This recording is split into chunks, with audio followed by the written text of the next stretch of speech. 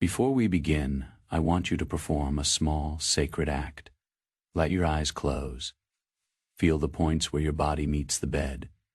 Notice if you are holding any tension in your forehead or your jaw.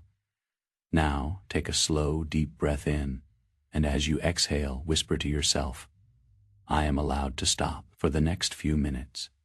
You are not a worker, a parent, a student, or a problem solver. You are simply a human being returning to the source. Imagine you are standing at the entrance of a place called the Hall of the Weaver. The walls are made of soft, unspun wool, and the floor is covered in deep, warm rugs.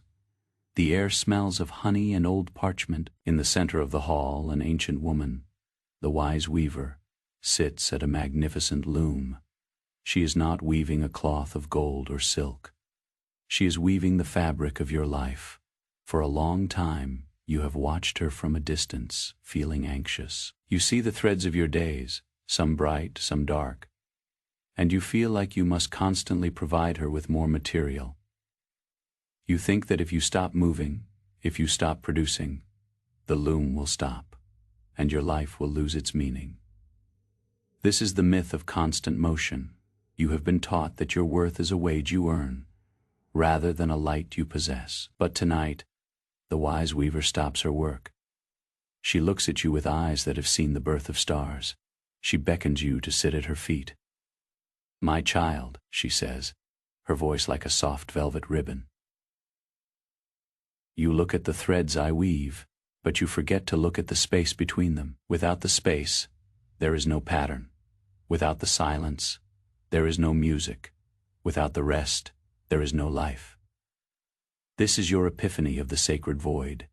We often feel guilty when we are not doing anything because we mistake stillness for emptiness. But rest is not an absence of life.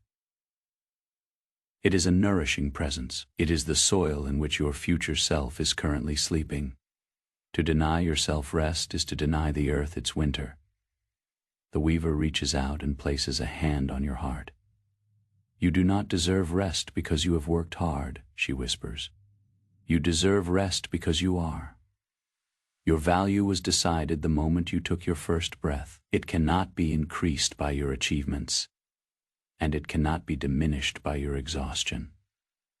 Feel the weight of this radical acceptance. Imagine the weaver is taking all the frayed, tangled threads of your anxiety, the unfinished tasks, the not enough thoughts, and setting them aside in a soft basket.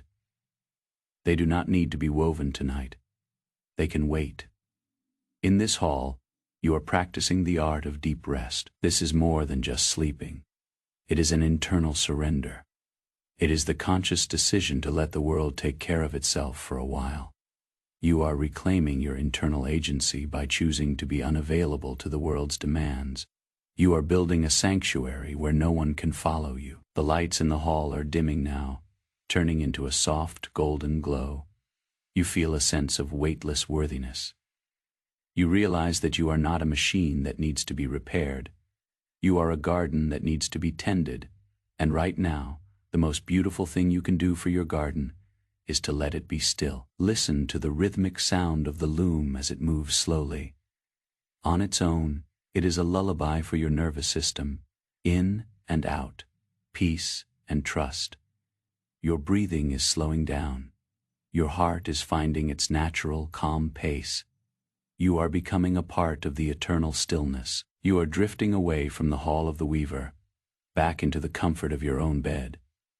But you are bringing the Weaver's message with you. You are bringing the stone, deep realization that you are already whole. The night is vast and kind. The world is safe in the Weaver's hands. You have permission to let go. You have permission to be still. You have permission to simply exist. Sleep now, in the art of your own rest. You are enough. You are safe. You are home. Good night.